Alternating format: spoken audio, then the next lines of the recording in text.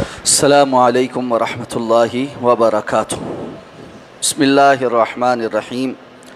اللہم صلی علی محمد وعلی آل محمد کما صلیت علی ابراہیم وعلی آل ابراہیم انک حمید مجید۔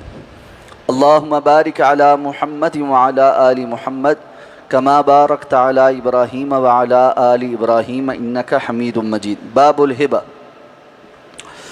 عن النعمان بن بشیر رضی اللہ عنہما ان اباہ اتى به رسول اللہ صلی اللہ علیہ وسلم فقال انی نحلت ابنی هذا غلاما كان لي فقال رسول اللہ صلی اللہ علیہ وسلم اکل ولدک نحلته مثل هذا قال لا فقال رسول اللہ صلی اللہ علیہ وسلم فارجعه وفي لفظ فانطلق ابی الى النبی صلی اللہ علیہ وسلم ليشهده على صدقتی فقال افعلت هذا بولدك كلهم قال لا قال اتقوا الله واعدلوا بين اولادكم فرجع ابي فرد تلك الصدقه متفق عليه وفي روايه لمسلم قال فاشهد على هذا غيري ثم قال ايسرك ان يكون لك في البر سواء قال بلى قال فلا اذن۔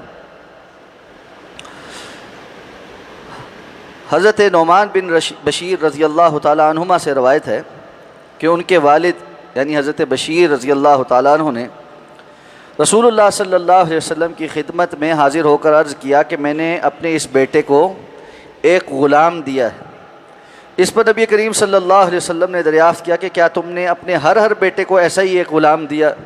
انہوں نے عرض کیا کہ نہیں۔ تو آپ صلی اللہ علیہ وسلم نے فرمایا کہ اس دیے ہوئے کو واپس لے لو۔ اور دوسری روایت کے الفاظ یہ ہیں کہ میرے والد رسول اللہ صلی اللہ علیہ وسلم کی خدمت میں حاضر ہوئے تاکہ وہ آپ کو میرے اوپر کیے جانے والے اس صدقہ کو پر گواہ بنا لیں۔ تو آپ نے فرمایا کہ اللہ سے ڈرو اور اپنی اولاد کے درمیان عدل سے کام لو۔ تو یہ آپ صلی اللہ علیہ وسلم کا فرمان سن کر میرے والد صاحب لوٹے اور انہوں نے وہ واپس لے لی۔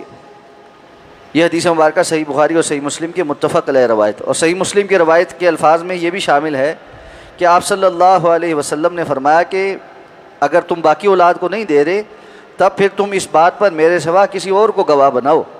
پھر آپ نے فرمایا کہ کیا تمہیں اس بات سے خوشی نہیں کہ یہ سب نیکی کرنے میں تمہارے لیے برابر ہوں؟ تو انہوں نے عرض کیا کہ کیوں نہیں؟ تو آپ نے فرمایا کہ تب پھر اس اکیلے کو یہ عطیہ کرنا درست نہیں ہے۔ باب الہبہ یعنی کسی کو بغیر عوض کے کوئی چیز دینا، یہ اس کی قسموں میں سے ہے، اس کو ہبہ کرنا کہتے ہیں۔ اور ہبہ تحفے کے معنی میں بھی ہوتا ہے۔ تو اس باب کے اندر جو احادیث ذکر ہوں گی اس میں ہبہ کرنا اس سے متعلق احکام و مسائل ذکر ہوں گے۔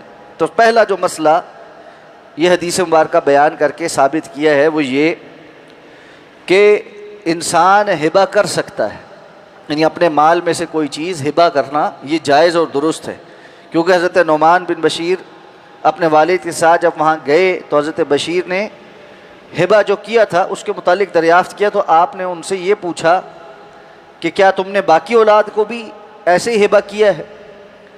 آپ نے یہ نہیں کہا کہ ہبہ کرنا درست نہیں، بلکہ یہ کہ صرف اولاد میں سے ایک کو دینا باقیوں کو نہ دینا یہ درست نہیں۔ تو اس سے یہ پہلی بات تو یہ پتہ چلی کہ ہبہ کرنا درست ہے۔ اپنی زندگی میں انسان اپنے مال میں سے کچھ تحفہ کو ہبہ کسی کو کر سکتا ہے۔ دوسری بات جو اس حدیث مبارکہ سے پتہ چلتی ہے وہ یہ کہ اولاد کے درمیان ہبہ کرتے ہوئے انصاف کا کام لیا جائے اور تمام اولاد کو برابر ہبہ کیا جائے۔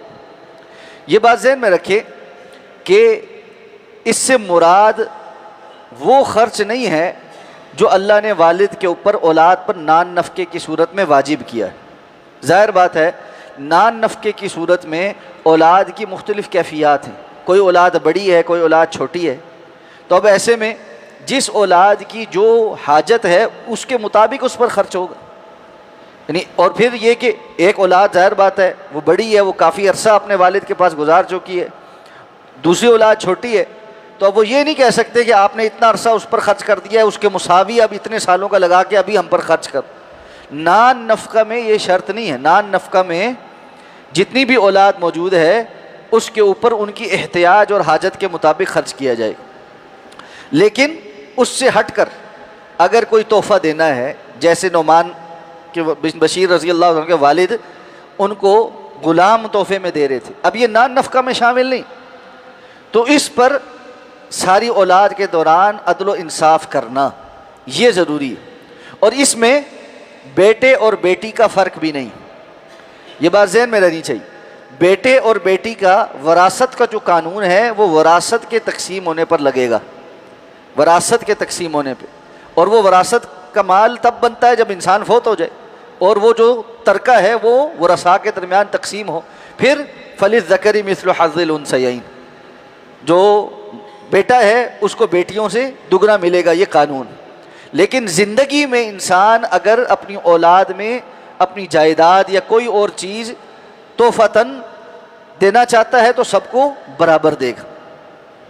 تو یہ واقعہ اصل میں اس صورت میں پیش آیا کہ حضرت نعمان بن بشیر کی جو والدہ تھی، انہوں نے اپنے شوہر بشیر رضی اللہ تعالیٰ عنہ سے یہ مطالبہ کیا تھا کہ آپ میرے اس بیٹے کو یہ دیں اور اس پر رسول اللہ صلی اللہ علیہ وسلم کو گواہ بنائیں. اور انہوں نے گواہ بنانے کا اس لیے کہا کہ ان کو دوسری بیوی سے جو اولاد تھی ان کے متعلق یہ اندیشہ تھا کہ وہ اس بات کو نہیں مانیں گے، تو رسول اللہ صلی اللہ علیہ وسلم کی گواہی پڑ جائے گی تو پھر وہ مانیں گے. تو آپ صلی اللہ علیہ وسلم نے یہ سوال کیا کہ کیا آپ نے باقی اولاد کو بھی اس طرح سے سب کچھ دیا ہے؟ جب انہوں نے کہا نہیں تو آپ نے فرمایا نہیں، پھر میں گواہ نہیں بنوں گا. بلکہ جو روایت ہم نے پڑھی آپ نے فرمایا پھر جاؤ کسی اور کو گواہ بناؤ. اور ایک روایت میں ہے کہ پھر یہ ظلم ہے اور میں ظلم پر گواہ نہیں بنتا. اور پھر آپ نے ان کو یہ بھی سمجھایا کہ کیا آپ یہ نہیں چاہتے کہ آپ کی یہ اولاد آپ کے ساتھ نیکی کرنے میں برابری کرے؟ اولاد میں ڈسکریمنیشن یہ کل کو دوسروں کے دلوں میں جو ہے وہ میل پیدا کرے گی، اور اس کا لازمی نتیجہ یہ ہوگا کہ وہ والدین کی خدمت کرنے میں اور ان کے ساتھ تعلق میں بھی پھر کمی اور کوتاہی کریں گے. تو جب انسان یہ چاہتا ہے کہ اس کی اولاد اس کے ساتھ نیک و صالح ہو اور اس کی خدمت میں بھی آگے بڑھ چڑھ کے حصہ لے، تو اس کو ان کے درمیان عدل و انصاف سے کام لینا چاہیے اور ظلم نہیں کرنا چاہیے.